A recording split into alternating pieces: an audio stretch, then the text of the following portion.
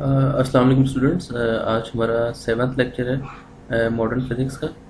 और हमारे आज के लेक्चर की जो आउटलाइन है that is wave packets and particles and Heisenberg's uncertainty relationships. इसमें हम जो है वो वेव पैकेट और पार्टिकल्स के बारे में पढ़ेंगे और हाइजेनबर्ग अनसर्टेनिटी प्रिंसिपल जो कि आप मॉडर्न फिज़िक्स जो है इसमें बहुत इंपॉर्टेंट है, ठीक है, उसके बारे में जो है हम स्टडी करेंगे। ठीक है जी। सबसे पहले हम आते हैं जी वेव पैकेट्स एंड पार्टिकल्स। ये हमारे पास जो है ये एक फिगर है which consist of a sinusoidal wave. और ये जो है ये बेसिकली एक प्लेन वेव है। एक प्लेन वेव क्या होती है आपके पास कि अगर आपके पास जो पार्टिकल है, ठीक है, अगर वो जो है वो मूव कर रहा है इन स्पेस, ठीक है, तो अगर वो फ्रीली मूव करता जा रहा है तो उसका जो वेव फंक्शन होता है अकॉर्डिंग क्वांटम मैकेनिक्स के अकॉर्डिंग, उसका अगर आप ये ड्रॉ करें तो उस तरह की वेव बनती है। और ये जो वेव है ये आपके पास प्लेन वेव कहलाती है। अब अगर आप जो है वो इस पार्टिकल जो है इसकी पोजीशन जो है एट अ सर्टेन पॉइंट जो है वो आप फाइंड करना चाह रहे हैं तो इट इज़ वेरी डिफ़िकल्ट, ठीक है, कि किसी एक पॉइंट के ऊपर जो है अगर आप जो पार्टिकल है उसकी पोजीशन जो है वो फाइंड करना चाह रहे हैं तो it will be very difficult. तो उसके लिए आप क्या करते हैं कि आप ये बहुत सारी जो प्लेन वेव्स हैं, ठीक है, अगर आप उनको कंबाइन करते हैं, उनको इकट्ठा करते हैं, जैसे देखिए नेक्स्ट फिगर में दिखाया गया कि बहुत सारी plane wave with different momenta, ठीक है जी, इनका जो मोमेंटम है वो डिफरेंट है। मोमेंटम डिफरेंट क्यों होगा? क्योंकि उनकी वेव डिफरेंट होगी। आपको पता है कि वेव्स के अंदर जो उन वेव्स का जो मोमेंटम है that it's depended upon the particle p is equal to c over lambda के इक्वल होता है आपके पास। तो इस वजह से जो है उनका मोमेंटम डिफरेंट होगा because their wavelength is different.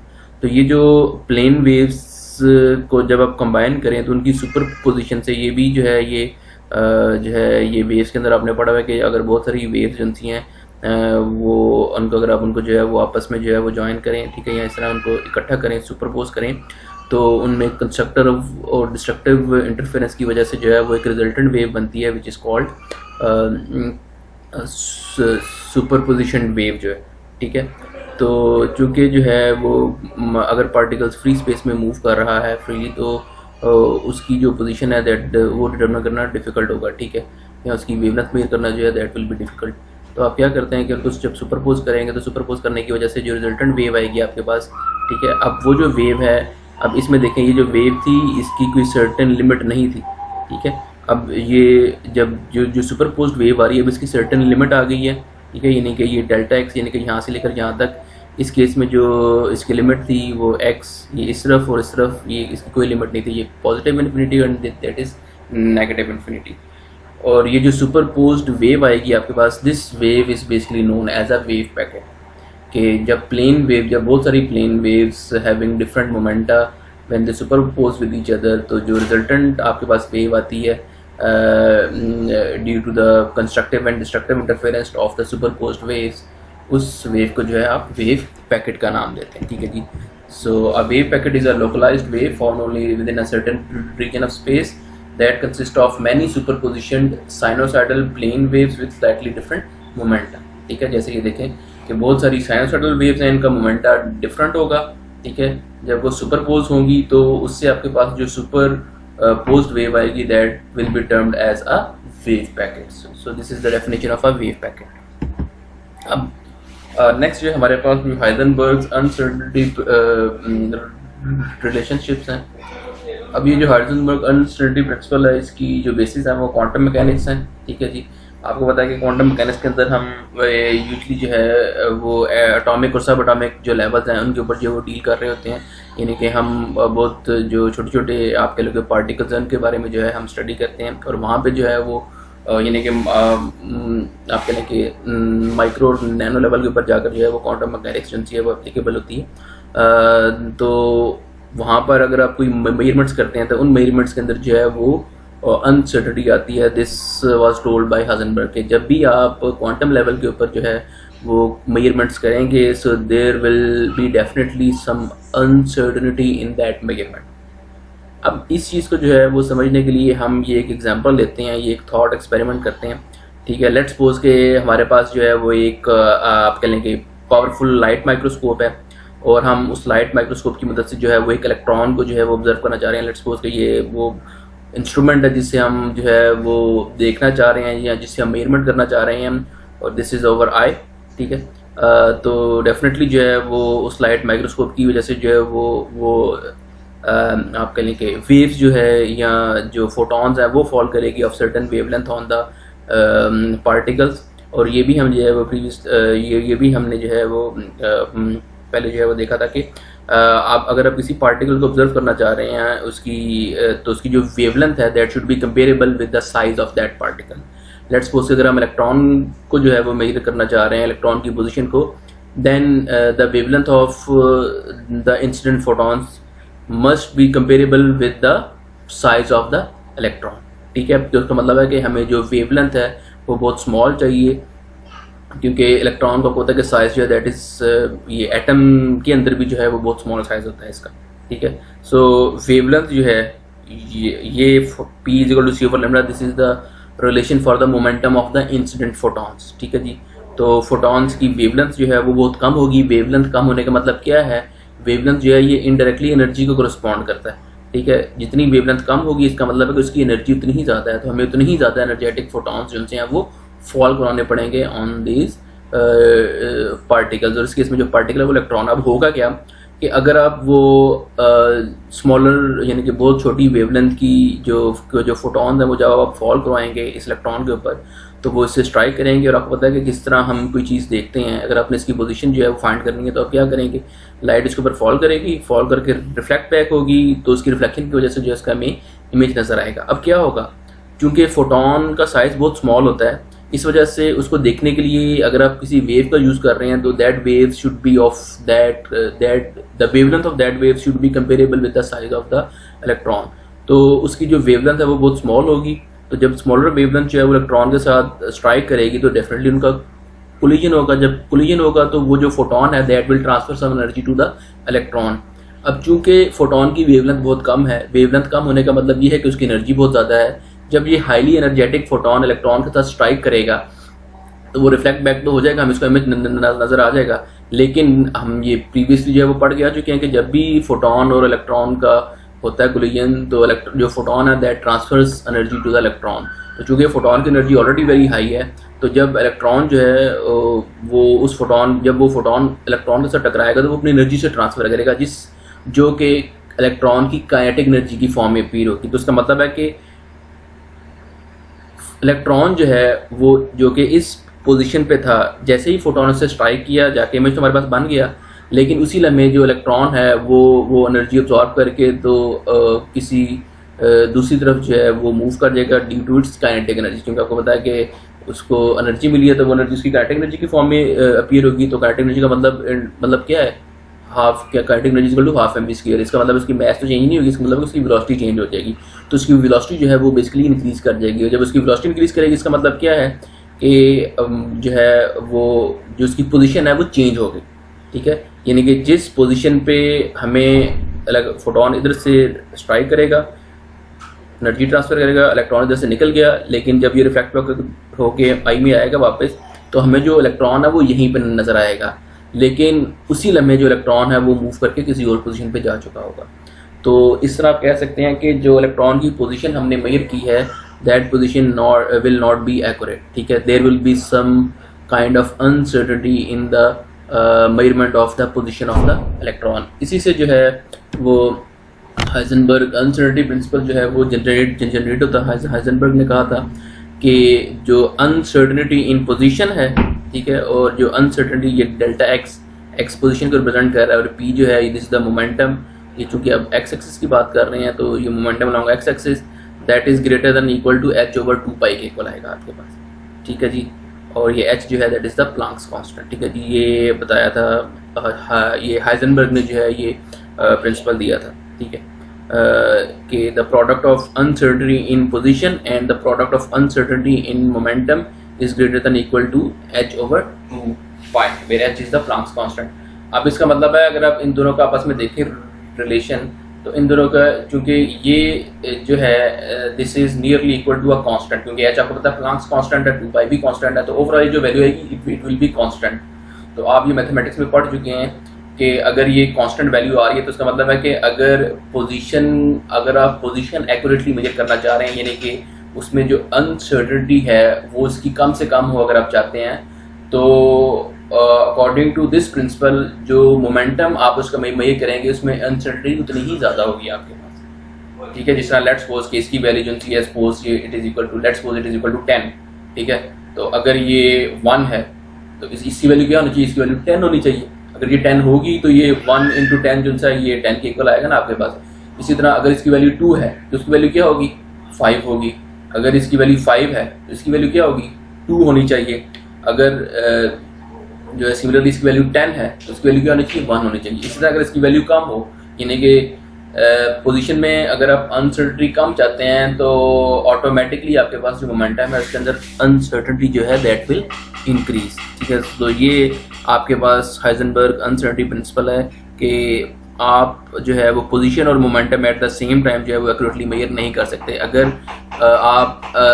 अगर आप एक्यूरेटली मेजर करना चाह रहे हैं position, so there will be more uncertainty in the momentum. अगर आप मोमेंटम मेजर करना चाह रहे हैं उसका एक्यूरेटली, तो फिर जो पोजीशन है उसमें अनसर्टेनिटी आएगी, यानी कि ये एक ही वक्त में आप दोनों चीज़ें एक्यूरेटली मेजर नहीं कर सकते। So this is for the X axis. ठीक है, और ये जो इक्वेशन है इसको आप इस तरह भी लिख सकते हैं कि delta X into delta P X is approximately equal to h over 2π। ठीक है, this is for the X axis, और ये वाई एक्सिस के लिए ये इक्वेशन आ जाएगी, एंड सिमिलरली सी एक्सिस के लिए ये आ जाएगी आपके पास इक्वेशन। ठीक है जी, और इसी तरह जो है ये अब जो है इसकी स्टेटमेंट है हाइजेनबर्ग अनसर्टेनिटी प्रिंसिपल्स की प्रिंसिपल की ये इसकी दो स्टेटमेंट्स हैं। ठीक है, कि it is not possible to determine both the position and momentum of a particle with the ultimate precision, and this is the mathematical formula, and similarly for energy and time same relation है आपके पास। it is not possible to determine both the energy and time coordinate of a particle with ultimate precision। ठीक है जी, यानी कि एक ही वक्त में ना तो आप अगर आप पोजीशन और मोमेंटम फाइंड करना चाह रहे हैं, किसी ऑब्जेक्ट का मेजर करना चाह रहे हैं, तो दोनों आप एक्यूरेटली अल्टीमेट प्रिसीजन के साथ मेजर नहीं कर सकते हैं, आपको एक ही कर सकते हैं, दोनों एट द सेम टाइम नहीं कर सकते। Similarly for the energy and time same case आपके पास कि अगर आप एनर्जी और टाइम में मेजर करना चाह रहे हैं किसी ऑब्जेक्ट का, ठीक है, तो या तो आप एनर्जी एक्यूरेटली मेजर कर सकते हैं या टाइम कर सकते हैं, दोनों जो है वो एट द सेम टाइम आप नहीं कर सकते। So these are the two statements of the Heisenberg uncertainty principles and ठीक है जी, ये एक पोजीशन और मोमेंटम से रिलेट करती है, दूसरी जो है energy and time, both are independent of each other. अच्छा जी, इसी से रिलेटेड जो है ये कुछ न्यूमेरिकल्स हैं। ठीक है जी, ये 6 न्यूमेरिकल सैंपल प्रॉब्लम 6। ठीक है जी, कि a free 10 electron moves in the x direction with the speed of this, assume that you can measure the speed to a precision of 1%. What is the precision you simultaneously measure in its position? अब ये उसने electron बता दिया जी, ये उसने electron की energy जो है वो बता दी है कि ये इलेक्ट्रॉन की एनर्जी है। ठीक है, और उसकी स्पीड भी उसने बता दी है, और उसने ये कहा है कि आप उसकी स्पीड मेजर कर रहे हैं इलेक्ट्रॉन की विद द प्रिसीजन ऑफ 1% के उसकी स्पीड में जो है वो 1% जो है वो प्रिसीजन है। इसका मतलब है कि बाकी जो इसके अंदर अनसर्टेनिटी आपके पास जो है वो आएगी। ठीक है, what is the precision you simultaneously measure for the position. ठीक है, ये उसने उसकी स्पीड की बता दी है, तो आपने पोजीशन की मेजर करनी है कि पोजीशन में जो है वो अनसर्टेनिटी उसकी कितनी आ रही है। अब इसमें देखें आप सबसे पहले जो है तो इसका आप इसका मोमेंटम जो है वो कैलकुलेट कर लें। ठीक है, क्योंकि हमारे पास जो फार्मूला यूज होगी वो पोजीशन और मोमेंटम वाला आप करेंगे। ठीक है, जो हमने प्रीवियसली जो है वो पढ़ के भी हैं, delta x into delta B is equal to h over 2π। उसमें px जो है वो आपके पास आ जाएगा mvx आ जाएगा, ये मैस इलेक्ट्रॉन की या खुद ये पता है आपको 9.11 इंटू 10⁻³ किलोग्राम ये कांस्टेंट है, और उसकी वेलोसिटी उसने दी हुई है 1.88 इंटू 10⁻6 मीटर पर सेकेंड है। इन दोनों को आप सॉल्व आउट करेंगे तो ये आपके पास आ जाएगी। अब ये आ गया उसका मोमेंटम, अब उसने इधर बता दिया है कि उसमें जो प्रिसीजन है दैट इज़ 1%। ठीक है, अब ये उसका टोटल मोमेंट है। अब आपने इसकी जो है वो 1% निकालना है, इसका 1% जो है वो कितना आ रहा है ये px का। तो जब आप इसका 1% कैलकुलेट करेंगे, यानी कि इसमें जो अनसर्टेनिटी आएगी delta px that is 1% of this value, और इस वैल्यू का 1% जो है वो बनेगा 1.71 इंटू 10⁻26। ये कैसे बनेगा इस तरह, एक्चुअल वैल्यू क्या है, ये 1.71 इंटू 10⁻²⁴, इसका 1% निकालेंगे तो क्या होगा, 1% का मतलब है कि 1/100, तो इसका 1/100 करेंगे तो ये 100 है ना, 10⁻² है तो ये ऊपर जाकर -2 बन जाएगा, तो ये -26 बन जाएगा आपका। तो इसलिए जो है इस तरह उसने ये जो है ये कैलकुलेट करके लिखी है। तो ये जो है आपके पास अब इसका जो है पोजीशन में आपने अनसर्टिनिटी कैलकुलेट करनी है, तो उसके लिए ये पोजीशन के लिए जो है ये सिमिलरली यही फार्मूला को रीअरेंज करेंगे तो डेल्टा पी एक्स इधर आके मल्टीप्लाई और इधर आके डिवाइड हो जाएगा, तो ये आपके पास आ जाएगा h/2 divided by delta P x. ठीक है जी, तो ये जो h/2 है ना, ये भी कांस्टेंट है और इसकी वैल्यू है 1.06 इंटू 10⁻34 जूल पर सेकंड। जिस तरह h की वैल्यू आपको पता होनी चाहिए, h/2 की वैल्यू भी कांस्टेंट है, you should know this. It is 1.0, अगर आपको नहीं पता तो आप h की वैल्यू पुट करें डिवाइडेड बाई 2 से इसको डिवाइड करेंगे तो आंसर यही आएगा आपके पास। और जो पी एक्स है, अब ये देखो ये डेल्टा पी एक्स, हमने ये डेल्टा पी एक्स यानी कि अनसर्टेनिटी इन पोजीशन उसकी वैल्यू पुट करनी है, और जो मोमेंटम ये निकलता और अनसर्टेनिटी उसने बताई कि इसमें 1% है, तो उसका हमने 1% कैलकुलेट किया ये, so this is delta P X. So 1.71 into 10⁻26 kilogram metre per second. तो ये जब इसको सॉल्व आउट करेंगे so it will be 6.2 into 10⁻9 metre, जो कि 6.2 नैनोमीटर आपके पास आ जाएगा। इसी तरह बी जो है उसमें इसने कहा हुआ कि a golf ball has a mass this and speed 40 metre per second measure, इसमें भी इसने बताया कि measure with the precision of 1%। ठीक है जी, what limits does the uncertainty principle place to the ability to measure its position. इसमें भी वही है कि उसने इसकी मास और जो है वो वेलोसिटी स्पीड बता दी है गोल्फ बॉल की, और उसने बता दिया कि इसमें जो स्पीड की जो प्रिसीजन है वो 1% है, तो आपने उसकी पोजीशन जो है इसमें अनसर्टेनिटी कैलकुलेट करना है। बिल्कुल इसी तरीके के साथ आप ये कैलकुलेट करेंगे कि मैंने नेक्स्ट ईयर वो किया हुआ है, मैस उसने दी हुई है 45 ग्राम। ठीक है, इसको किलोग्राम में करेंगे तो 10⁻³ आ जाएगा, साथ स्पीड भी दी हुई है। सबसे पहले मोमेंटम कैलकुलेट कर लें तो इसका मोमेंटम जो सा वो आ जाएगा, ये जब कैलकुलेट करेंगे तो 1.8 किलोग्राम मीटर पर सेकेंड आ जाएगा। ठीक है जी, मोमेंटम। अब आपने क्या करना है, इस 1.8 का 1% निकालना है, क्योंकि उसने बताया हुआ है कि जो इसमें प्रिसीजन है वो 1% है, तो इसकी आप ये निकालेंगे अनसर्टेनिटी तो इट विल बी 1.8 इंटू 10⁻² आ जाएगा किलोग्राम मीटर पर सेकेंड। तो वो सेम फार्मूला यूज़ करें जो जिसने ए में यूज़ किया हुआ है, delta x h/2 over delta P x. h/2 की वैल्यू 1.06 इंटू 10⁻34 जूल सेकेंड है, और डेल्टा पी एक्स की वैल्यू ये हमने निकाली है। ठीक है, ये पी एक्स की ये है और डेल्टा पी एक्स की ये आपके पास आ गई। तो इसको सॉल्व आउट करेंगे तो ये बन जाएगा 6 into 10⁻31 metre. So this will be the uncertainty in the position. ठीक है, आप कहेंगे कि it is the precision in the, यानी कि इतनी प्रिसीजन तक जो है आप मेजर कर सकते हैं पोजीशन उस इलेक्ट्रॉन की। सिमिलरली जो है वो एक और आपके पास सैम्पल प्रॉब्लम है related to the Heisenberg uncertainty principle, उसका जो सेकंड है पार्ट एनर्जी और टाइम वाला से related. In 1974, an important new particle more than 3 times massive as proton was discovered simultaneously and independently by the two group of physicists using high energy accelerator at the Brookhaven National Laboratories and at the Stanford University. The rest energy of this particle was measured at 3097 megaelectron volt. The uncertainty in the measurement being only 0.063 mega electron volt. अब ये उसने directly uncertainty बता दिया कि इसमें mega electron volt, और ये आपको पता है कि ये क्या चीज़ है, mega electron volt it is energy. The massive particles was expected to decay extremely rapidly into the particles of smaller mass. What is the mean time interval between the production of decay for these short-lived particles? ठीक है जी, तो हमने जो है उसकी basically उसने हमने ये फाइंड करना कि वो कितना रैपिडली जो है वो पार्टिकल जो है वो डिके करेगा, क्योंकि ये रेडियोएक्टिव था पार्टिकल जी, तो कितना रैपिडली वो डिके करेगा इनटू स्मॉलर पार्टिकल्स। तो बेसिकली हमने वो टाइम फाइंड करना है, हमने जो है वो अनसर्टेनिटी इन टाइम फाइंड करनी है। तो उसी तरह जो टाइम वाला फार्मूला है delta E into delta T is nearly equal to h/2 pi, तो उसको रीअरेंज करेंगे तो डेल्टा टी के लिए तो ये आ जाएगा आपके पास h/2 पाई की वैल्यू ये है जिस तरह हमने प्रीवियसली जो है वो यूज़ की। डेल्टा ई की वैल्यू इसमें दी हुई है 0.63 मेगा इलेक्ट्रॉन वोल्ट, और 0.63 मेगा इलेक्ट्रॉन वोल्ट हो गया साथ 1.6 इंटू 10⁻13 जूल पर मेगा इलेक्ट्रॉन वोल्ट।